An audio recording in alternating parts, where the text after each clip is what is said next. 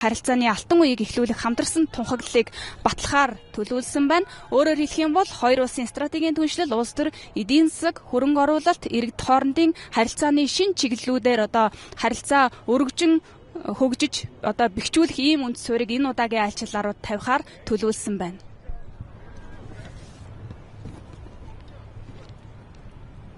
За хоёр талын стратегийн түншлийн харилцааны дараагийн үе шатыг тодорхойлох, худалдаа эдийн засаг, эрүүл мэнд, иргэд хоорондын харилцаа зэрэг өргөн салбарыг хамарсан 20 гаруй баримт бичигт гарын үсэг зурхаар төлөвлөсөн байна. За Монгол улсын хувьд бол зүүн хойд Аз болон Евразийг холбосон стратегийн чухал зангилаа байршилтай 3 дахь хөршийн бодлогодоо тулгуурлан бүгд найрамдах Солонгос улстай хамтын ажиллагаагаа шин чиглэлүүдээр баяжуулан өргөжүүлж байгаа. Тухайлбал хоёр улсын хооронд ижүүрэн эдийн засгийн түншлэлийн хэлэлцээр байгуулах тухай хэлэлцээг 2023 онд эхлүүлж энэ сарын эхээр 6 дахь шатны яриа хэлэлцээ бол Улаанбаатар хотноо болсон. За хэлэлцээний хүрээнд харилцан хоёр талын зах зээлд экспортлох барааны жагсаалтыг солилцож, тэдгээрийн гарал үүслийн дүрмийг хэлэлцэж тодорхой акцийг бол гаргасан гэдгийг бол талууд онцолсон. За ийм учраас энэ удаагийн айлчлалаар Монгол Солонгосын хооронд ижүүрэн эдийн засгийн түншлэлийн хэлэлцээрт гарын үсэг зурх болов уу гэсэн ийм хүлээлттэй байгаа.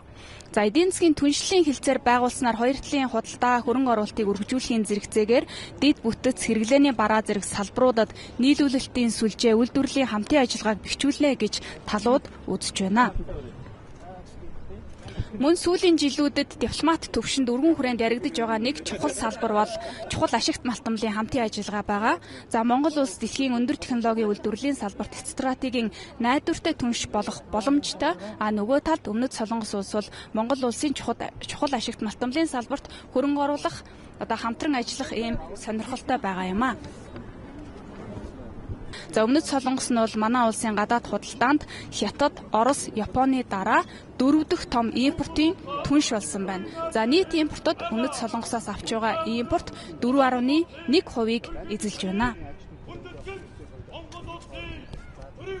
За Монгол Өмнөд Солонгос хоёр улс бол иргэд хоорондын харилцаагаар хамгийн өргөн ийм ойр харилцаатай, ийм онцлогтой. Өнөөдрийн байдлаар Монгол улс 10,000 иргэн Өмнөд Солонгос улсад ажиллаж, сурч, амьдарч байна. За сүүлийн жилүүдэд иргэд хоорондын хоёр талын урсгалыг аялал жуулчлалыг хөгжүүлэх зорилгоор Өмнөд Солонгосын жуулчдад визийн хөнгөлт үзүүлэх журам хэрэгжиж байгаа.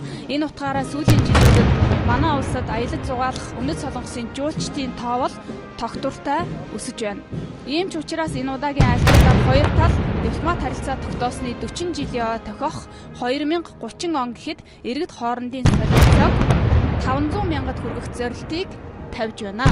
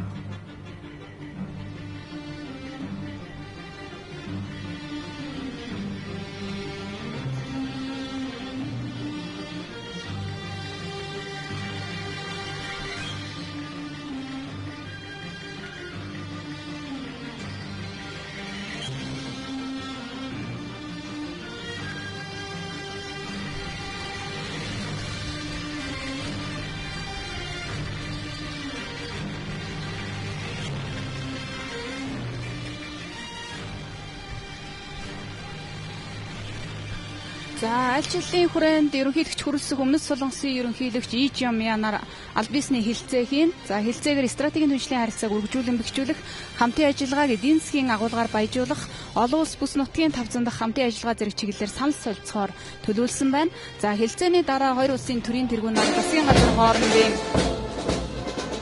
баримтчид гарын үсэг зурхаст оролцож энэ удаагийн дээд хэмжээний уулзалтын үр дүнг хэвлэл мэдээллийн төлөөлөлд танилцуулахаар төлөвлөсөн байна.